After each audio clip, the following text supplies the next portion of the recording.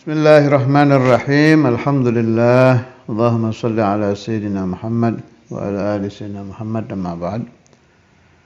Qala al-muallif rahimahullah wa nafa'ana bih bi'ulumihi fid dharain amin. Masih tentang wa man faqada al-ilma fa qalbuhu marid wa mautuhu lazim.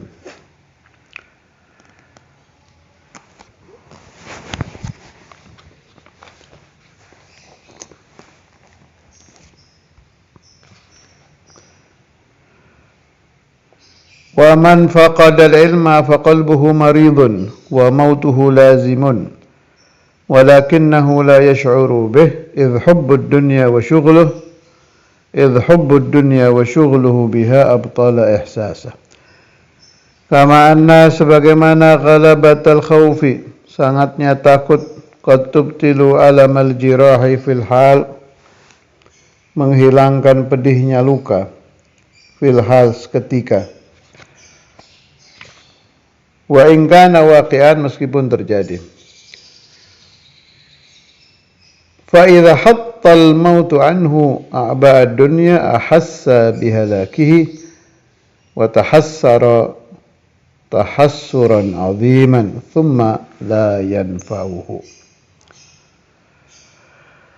Fa idza hatta apabila telah hatta wada meletakkan al-mautu mati anhu darinya ba'd dunia beban-beban dunia ahassa dia merasakan bihalakihi dengan kehancurannya wa tahassara dan kecewa tahassuran aziman dengan kecewa yang amat sangat thumma la yanfa'uhu kemudian tidak berguna baginya. Ini ibarah yang dipakai Imam Ghazali ini bagus ini. Jadi memang di diri manusia itu banyak keajaiban, sebagian sudah ditemukan, sebagian lagi masih belum dan itu masih sangat banyak. Jadi ke depan itu ilmu pengetahuan akan menemukan keajaiban-keajaiban yang di hari ini, di saat kita hidup ini, itu kita akan berpikir tidak mungkin itu, nggak mungkin itu. Tapi nanti bakal ditemukan semakin tinggi ilmu. Ini ilmu, nggak cerita keramat ini. Ini ilmu aja, ilmu pengetahuan biasa. Yang kalau kita teliti saja, orang-orang yang bahkan di luar agama kita, banyak itu ditemukan kejadian ini.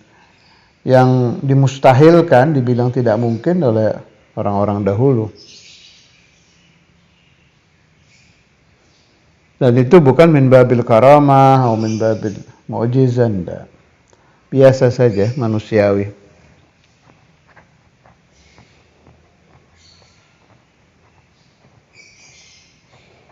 Saya tidak akan masuk ke sana ya, bab itu nggak pas kalau dibahas lagi baca Ihya. Kalau saya lagi bicara iseng gitu sama orang ya boleh dibahas. Ada orang yang sampai arba'ina yauman tidak makan tidak minum tapi tetap masih hidup. Dan lain-lain keanehan-keanehan begitu. Kalau ini yang dibawa oleh Imam Ghazali itu orang yang sangat takut, dia tidak akan merasa pedihnya luka di kaki, di tangan. Atau saya tambahkan, ini bukan dari Ihya, dari saya, orang yang sangat lezat kayak Imam Ali itu kan terkenal ceritanya waktu beliau terluka kena apa itu suruh ditariknya pas fi asna'is shalah, di tengah-tengah beliau sholat, sebab beliau kalau sudah sholat tenggelam umat luar biasa, nggak ingat apa-apa. Selesai sholat sakit lagi. Kayak begini nih, orang yang sedang kaget, sangat ketakutan, nggak ingat rasa sakit di anggota badannya. Tapi begitu takutnya hilang, terasa lagi. Ya kayak orang yang lagi perang tuh, tegang kan, tengah-tengah, atau orang yang sedang adu tanding silat, adu tanding apa. Kadang ada luka di tangan, di kaki. kena pisau, karena belum terasa itu. Selesai nanti tandingnya selesai baru dia terasa. Nah, itu maksudnya Imam Ghazali. Wa hakadzal insan, terlalu terlena dengan dunia, terlalu tenggelam dengan dunia. Dua-duanya tadi. Min syiddatil ladzah, terlalu nikmat, dan terlalu sibuk. Coba kita lihat itu orang-orang yang sedang bertanding di dunia politik. Politik apa saja, mau pilkada, mau presiden, mau ini, mau itu. Saya pernah ketemu dengan salah satu ketua partai itu sowan ke Kiai Ahmad. Saya nggak termasuk anggota politik, hanya suka mengamati aja. Saya lihat waktu selesai sambutan, lagi zaman kampanye, udah mendekati hari-hari akhir kampanye, itu sampai ngancingkan baju itu loh, lepas keliru, dia nggak sadar, terlalu tenggelam di dalam pikiran mau mempengaruhi orang-orang yang hadir untuk memilih partai beliau. Itu yang terjadi di alam dunia ini. Masyghulun. Ada syiddatul khauf, ada syiddatul ladzah, ada lagi kalau bahasa saya tenggelam di dalam pikirannya. Itu fikir. Nah ini tambahan lagi. Kan tadi ada sangat enak, itu menghilangkan rasa, tidak ingat apa-apa. Kata luka nggak terasa. Ada lagi sangat takut. Ada lagi tenggelam di dalam tafakkur. Itu guru saya pernah menerangkan dulu. Itu saat kaki luka itu juga tidak terasa.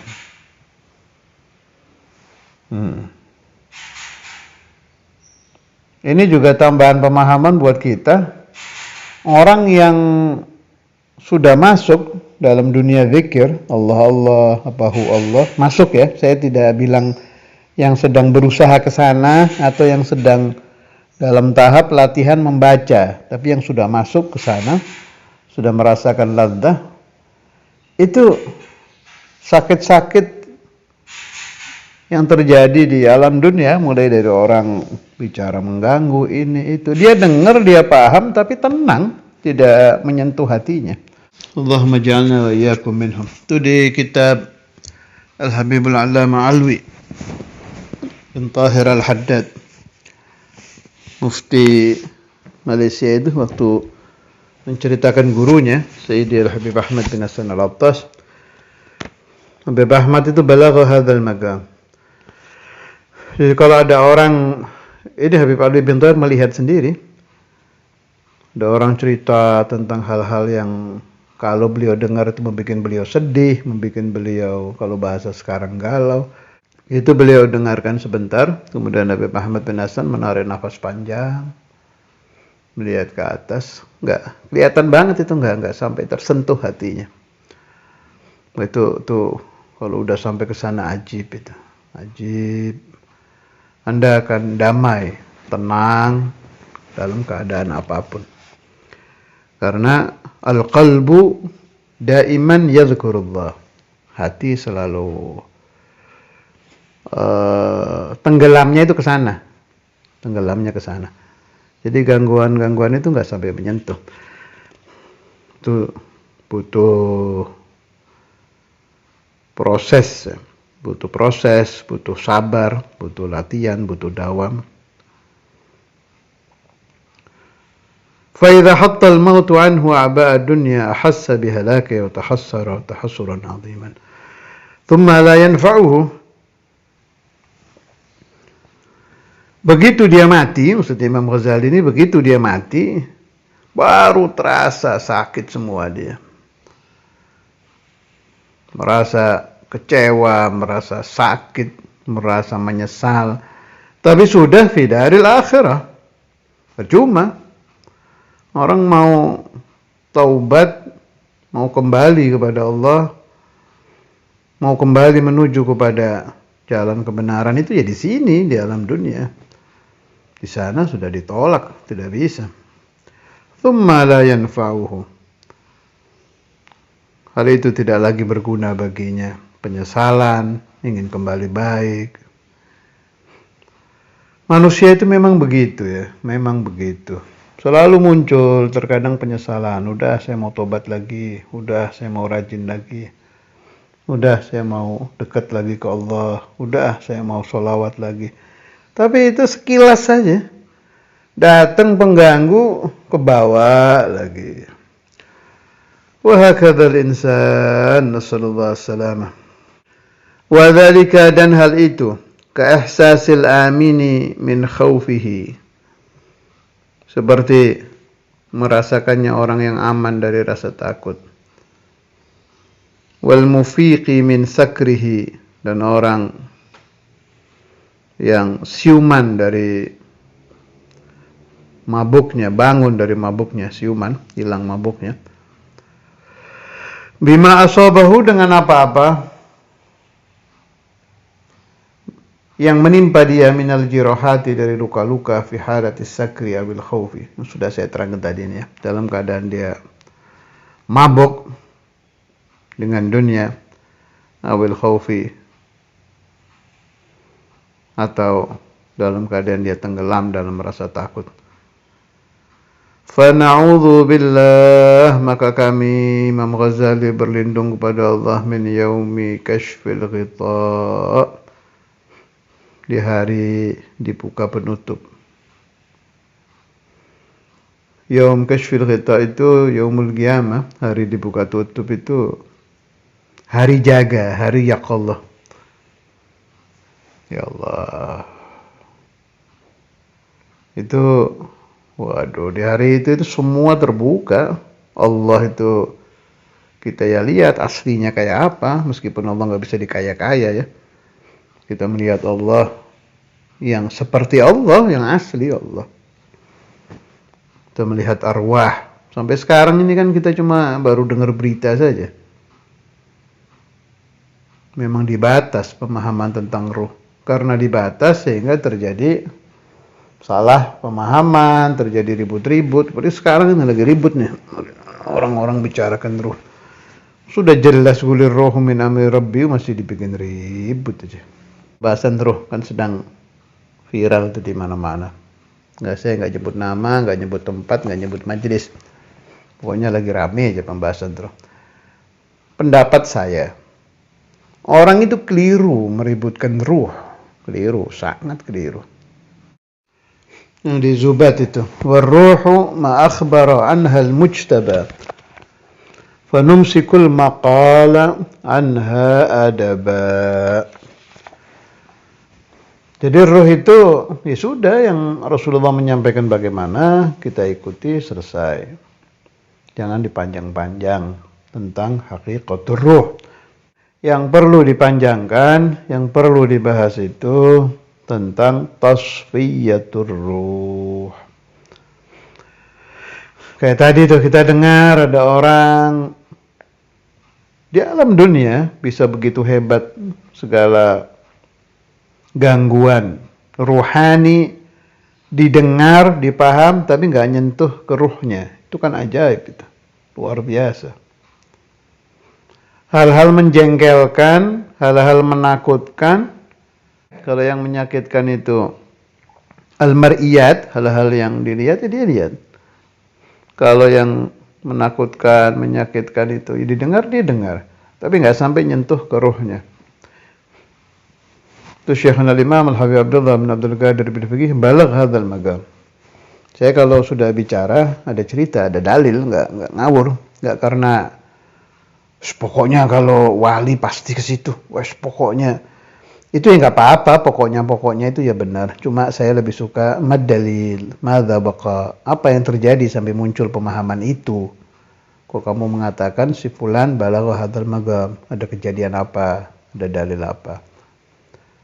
Sayang Mu'alim Sukri sudah wafat ya. Itu Mu'alim Sukri saksi itu pas kejadian itu. Jadi dulu itu antara tahun 85-91 saya lupa. Pokoknya akhir-akhir umur Ustadzul Imam. Beliau berobat ke Surabaya. Ya. Kemudian ada satu alat, ya maklum kedokteran kala itu belum seperti saat ini, yang harus beliau pakai, ya saya lupa namanya, kario apa itu, ya, berurusan dengan mata ini. Itu dokternya sudah bilang ini akan sangat sakit. Jadi kedokteran kala itu meskipun pakai pereda nyeri apa segala macam, nggak bisa, tetap sakit. Luar biasa. Nanti Pak Habib kalau mau, Pak Habib atau Bapak Profesor itu panggilnya, mau teriak-teriak nggak apa-apa. Sebab semua orang yang dipakaikan alat ini atau pengobatan ini saat itu pasti menjerit. Ini cerita bener loh ini. Saksi hidupnya itu Mu'alim Syukri. Saksi hidup Mu'alim Syukri. Saya juga ikut, saya Abdul Qadir waktu itu ikut. Cuma kita kan cuma dengar cerita aja di luar kita, nggak ikut masuk di ruangan itu. Udah dipakai kan Ustadz Imam Habib Abdullah sampai selesai. Itu profesornya itu gede-gede kepala itu, sampai diulang-ulang ini cerita, ketemu Mu'alim Syukri cerita, ketemu siapa lagi yang awal waktu itu ngomong lagi. Saya belum pernah seumur-umur saya jadi dokter ada pasien mengalami pengobatan ini tidak berteriak. Ini beliau kan nggak paham kitab nih si profesor nih. Beliau bilang ini karena jiwa Bapak Profesor Habib Abdullah ini terlalu tenang katanya. Nah, saya sekarang ini setelah mengkaji segala macam paham itu atharud dzikri yang dialami Sayyidina Ali ketika ditarik itu senjata yang tertancap di badan beliau itu nggak terasa, yang dialami Sayyidina Ali Zainal Abidin, api itu cerita yang terkenal kan, ketika terbakar rumah beliau tempat sholat itu, beliau nggak dengar, nggak terasa, dan lain-lain. Jadi yang fi qalbil Imam Ali, fi qalbil Imam Ali Zainal Abidin, fi qalbil Imam Ahmad bin Hasan Attas, fi qalbil Imam Sayyidil Habib Abdullah bin Abdul Qadir, ini sama. Saya nggak cerita makom keempat beliau ini sama, nggak, beda. Kalau makomat beda, tapi sama. Atharu dzikrillah. Itu hasil buah. Hal itu terjadi karena qulubuhum sama zikrullah itu ittihad, menyatu, nggak putus. Jadi nggak kesentuh sudah. Jadi ibarat badannya disilet, darah mah keluar, tapi nggak nyentuh ke ruh, itu wajib itu. Tuh apalagi kalau kalian menelaah kitab-kitab yang khusus masalah ini, kitab-kitab Naqsyabandiyah itu masalah zikir Allah itu bagus pembahasannya itu. Kita Alawiyah, tapi tidak mengapa mengambil pemahaman dari thariqah-thariqah lain, sekedar menambah paham. Sebab memang imtiyaz An-Naqsyabandiyun itu fi dzikri Allah yang khafi, yang enggak pakai suara. Sebagaimana imtiyaz Al-Tariqah Al-Qadiriyah dzikir jahr, la ilaha illallah, nafi isbat. Imtiyaz As-Sanusiyah At-Tafakkur di wujud, qidam, baqa, la ilaha illallah juga, asmaul husna. Imtiyaznya tafakkur. Kalau imtiyaz at-tariqah al-alawiyah yang saya tahu ya, jadi kalau ada pengkaji tariqah alawiyah lain beda pendapat ya terserah. Ini yang saya kaji. Imtiyaznya itu yang luar biasa sekali itu. Masalah mulahadhatus syekh itu luar biasa udah. Di kitab apa itu? Jami' kalau nggak salah, di Jami'. Kalau nggak salah ini ya, atau di salah satu kitab Marojek tentang karamat. Dari seluruh aulia itu ada satu yang mulahadhah ke auladuh lebih dari yang lain. Ke aulad, bukan ke talamid, ke anak-anaknya.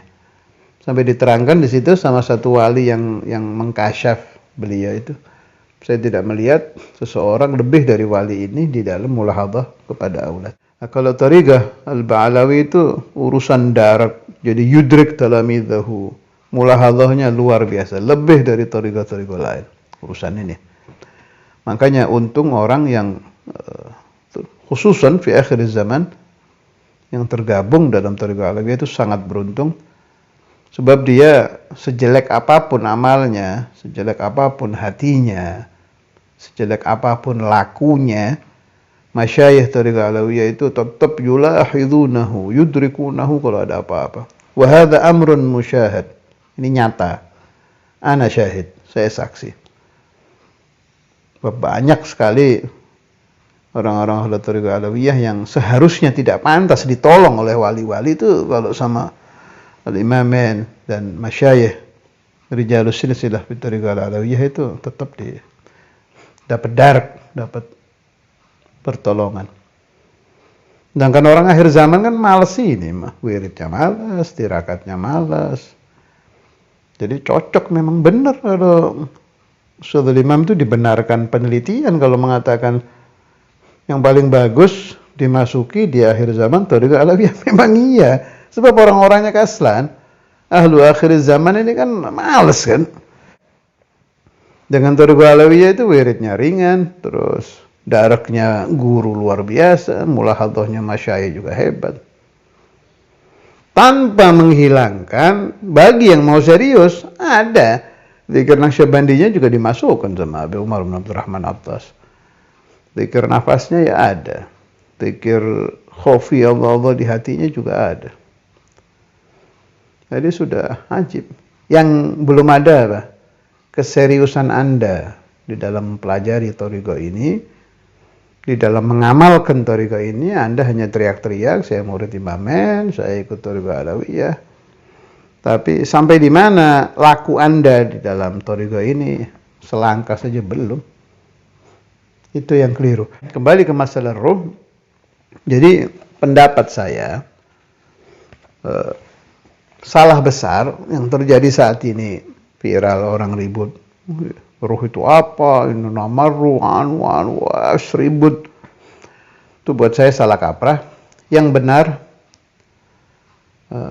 masuk thariqah yang Anda mau, pegang mursyid yang Anda inginkan, perbaiki ruh Anda dengan zikir sampai Anda lulus, selesai sudah. Jadi kayak orang mau berantem, mau tanding silat, musyawarah dulu, jurus kamu berapa? Oh, kembangannya ini berapa? Nanti tendangannya serong kemarin, ribut itu. Udah tanding, nanti ketahuan. Oh, ini harus begini, harus begini. Oh, ini salah, gerakannya harus lebih cepat. Yang ini harus lebih nyerong ke sini. Orang-orang dulu itu nggak banyak pembahasan, tapi banyak pengamalan, banyak laku. Bukan banyak omong, banyak laku. Dengar zikrullah bisa memperbaiki hati, langsung cepat masuk. Jadi al-farqu bainana wa bainal mutaqaddimin. Bedanya kita, ahlu akhir zaman ini dengan orang-orang kuno itu, kita banyak omong. Kalau al-mutaqaddimun itu banyak laku, banyak amal, banyak praktek, banyak kerja. Karena itu yang banyak dapat maqamat al-mutaqaddimun. Yang banyak mengeluarkan teori al-mutaakhirun. Saya lihat aja kita tuh. Yang banyak mu'alafat doktor ini, fulan terjemahkan pembahasan ini, kajian itu kita zaman una. Kalau zaman dulu itu kalamnya gadil, amalnya banyak. Assallallahu assalah wal islah wassalamah wal futuh wal munuh wal rusuh wassalah al qalb wal jasad wal ruh wa tawbah an nusuh. Wassallallahu ala sayyidina Muhammad wa ala alihi wa sahbihi. Alhamdulillahi rabbil alamin.